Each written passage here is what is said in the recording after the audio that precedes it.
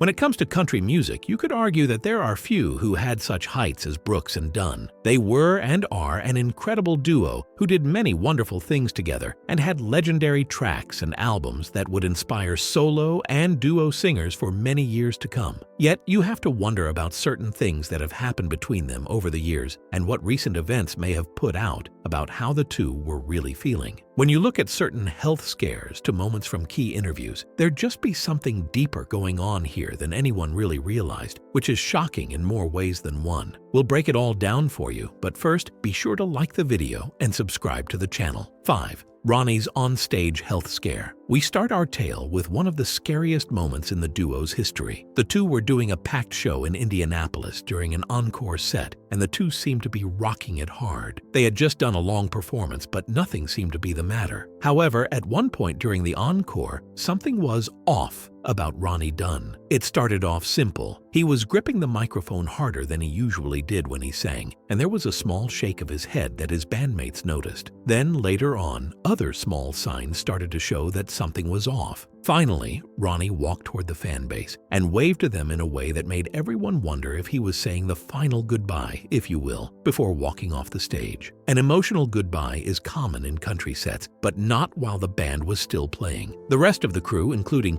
Brooks, were still doing their set when Ronnie left the stage, leaving all 20,000 people in attendance wondering if something serious had just happened before their eyes. Things only got more complicated and frantic when one of the crew posted the video of him leaving the stage with the message, "Hope he feels better soon." That's not the kind of thing you want fans to read without any serious context, and that stoked the fires of rumor and fan speculation even further. Unfortunately for many, the official line didn't offer any solace. A manger noted that Dunn had merely not been feeling good during the encore because he was feeling sick, and so he left the stage. While that would work at times, many fans noted that Ronnie Dunn never left the stage beforehand, and there was a good chance he had been singing before during his decades-long career. So the people kept talking about what might be going on and what might not be. Things came to a head during the very next stop in the tour, which this time was in Illinois, because all eyes were on Dunn to see how he would do. To the joy of everyone, he rocked the show like he had rocked so many before. It didn't matter that he was 71 at that point in time. He was able to do the show without issue, without pause, and without having to dip out again. Furthermore, he finished the rest of the tour without incident, leaving many happy that it may have indeed been just a sickness moment and nothing more serious. After all, when you have been listening to Brooks and Dunn as long as many of their fans have, the idea of one of them being gone is just too much to bear. So, let's ask the question that many newer fans might want explained. Who are Brooks and Dunn, and what made them so special that they're still touring today? The origins of Brooks and Dunn. To start this origin story, we'll focus on the man who we started this talk about, Ronnie Dunn. He was born into a very religious family, and as such, he followed their mantras and stylings for a very long time. He was part of a middle-class fame, and many felt that his ceiling was merely becoming a preacher, which may have been his path at one point in time. However, when he went to college, he started to realize that there was a higher calling for him, and it had to do with music. That musical career started with him sneaking out of his dorm to go play music on his bass guitar. In those moments, he realized that there was something within him that went beyond anything else he had done in his life up to that point. Dunn tried to live a double life of sorts in those days. He kept training to be a preacher like his parents wanted, but when night fell, he would go to bars all over Texas and perform his personal songs. And in those moments, he felt a connection with people that preaching hadn't given him. His songs were raw, intense, and yet very real. However, his problem was that his school found out about what he was doing, and that led to him being given the literal ultimate ultimatum. That choice was between being the preacher he was told to be or being the musician he felt he should be. He chose music and started to drift in life, as he wasn't sure where to go with it. Elsewhere, the man who would be known as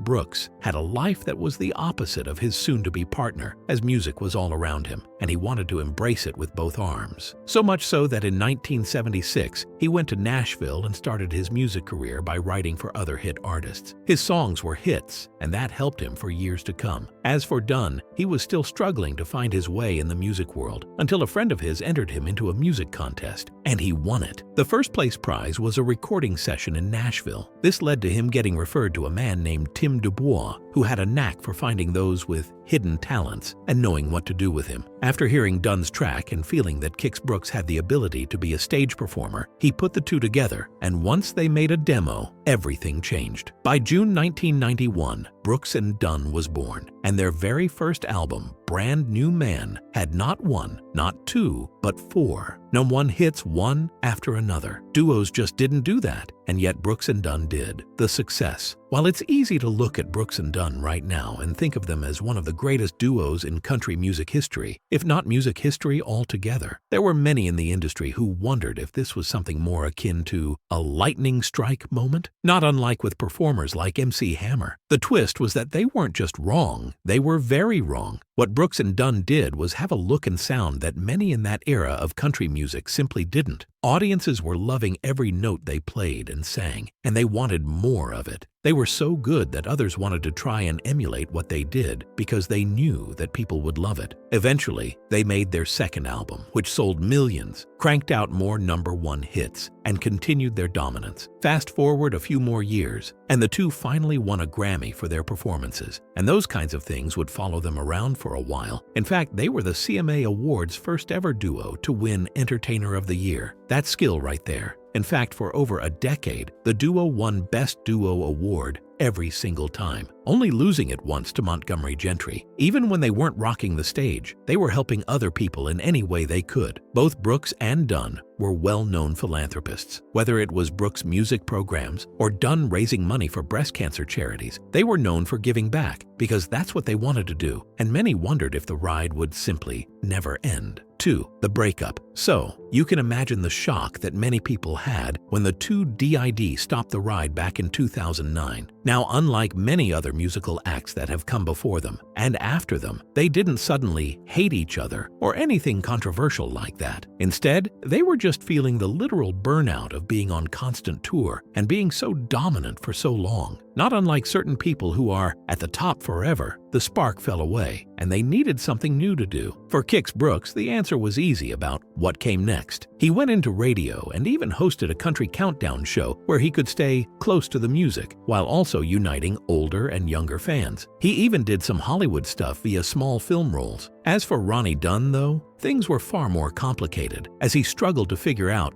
what he was without Brooks and Dunn. He tried to put out a pair of single albums, and while they were good, the DJs at various radio stations didn't use them, which fueled the spiral that Dunn was going through. However, he soon was able to come to terms with everything and realize that what he needed to do was just make songs that would help him connect with people, just like he did back in college, and his third album, Peace, Love, and Country Music, did just that. It was that album that inspired him to make his own music label and both let himself feel free in his creative process, while also helping the next generation of country music stars where he could. Of course, no good duo ever stays apart forever. 1. The return. Eventually, Brooks and Dunn thought that the best thing for them was simply doing a Las Vegas residency, one where they could just sing for their fans without working about tours, album expectations, and so on. Reba McEntire helped them out with that, and it was a smash success. Suddenly, Brooks and Dunn was back, and it was as though they never left. Then, picking up where Dunn had started, they created the Reboot albums, where they brought in the current generation's best country singers and had them go full tilt to recreate their classic songs like Believe or Neon Moon in a way that the new generation would love. The variety and skill that was on display was shocking, and even Brooks and Dunn couldn't believe how well these new artists tweaked their songs or just let them stand on their own 2 feet and simply put a new voice to it. And in many ways, that's the power of Brooks and Dunn. They made songs that mattered and performed them in a way that so many loved that it inspired legions of singers and fans. They're still touring today, and they're likely going to keep it going for as long as they love music. They are the blueprint for many things when it comes to country duos and hit song creators, and you'd be wise to remember their story, as it was anything but traditional, yet it led to something legendary. But what's perhaps most striking about the saga of Brooks and Dunn is not just the music, the accolades, or the comeback. It's the bond that withstood decades of changes in both their personal and professional lives. When artists spend as much time together as they did, touring, performing, recording, and sharing stages night after night, it's not uncommon for tension to brew or for egos to clash. Yet despite their differences in personality and creative direction, they always seem to complement each other in a way that few duos ever manage. Kix Brooks brought the fire and flash, a showman in every sense of the word, while Ronnie Dunn offered a soulful, more introspective presence that balanced out the stage dynamic. Their chemistry wasn't just musical, it was foundational. Fans didn't just come to see two guys perform. They came to see a true partnership, a brotherhood that felt authentic through every chord and lyric. Over time, the country music scene changed. Radio leaned more towards solo acts and pop-leaning ballads, and many wondered whether Brooks and Dunn's brand of traditional, storytelling-driven country music still had a place in the modern era. But that's where they surprised everyone yet again. Rather than trying to fit into the mold, they invited the new wave of artists to step into their world. When the Reboot project launched, featuring names like Luke Combs, Casey Musgraves, and Kane Brown, it was less about adapting to trends and more about passing the torch with grace and mutual respect. These newer artists didn't try to outshine Brooks and Dunn. They honored them. They breathed new life into tracks that already carried emotional weight, introducing them to a younger generation that perhaps never caught the duo's original rise. Behind the scenes, many wondered whether the spark from their early days would reignite for good. Touring again after such a long hiatus wasn't just a business decision, it was a personal one. Ronnie Dunn's health scare, however brief or benign it may have been, reminded fans and possibly the duo themselves that time is not infinite. Every show could be the last. And yet, there they were, night after night, showing up, giving it their all, and connecting with fans the way they always had. That's what makes Brooks and Dunn more than just hitmakers or Hall of Famers. They're living history. Every lyric they sing echoes back through a timeline of grit, resilience, and a commitment to authenticity that never wavered, even when the industry did. What's also worth noting is how much their story reflects that of countless Americans, people torn between expectations and dreams, between obligations and the risk of failure. Ronnie Dunn walking away from the pulpit and choosing to sing in Texas bars wasn't just a rebellion, it was a leap of faith. Kix Brooks moving to Nashville and betting everything on his songwriting wasn't a given, it was a grind. Together, they proved that success isn't always about the fastest rise or the flashiest image. Sometimes it's about persistence, trust, and the courage to pivot when life demands it. Even their separation in 2009 wasn't a defeat.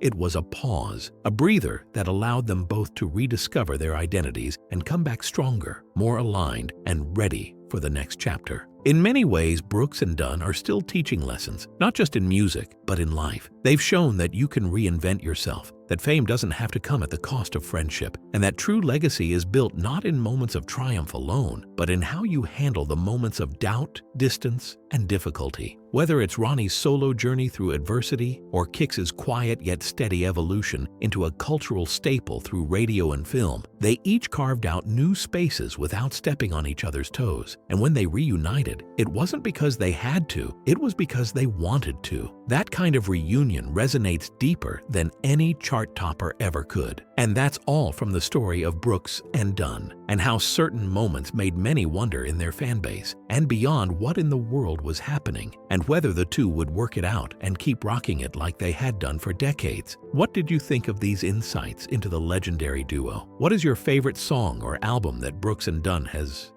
done? And what other country music artists would you like us to put under the spotlight? Let us know in the comments below. Be sure to subscribe, and we'll see you next time on the channel.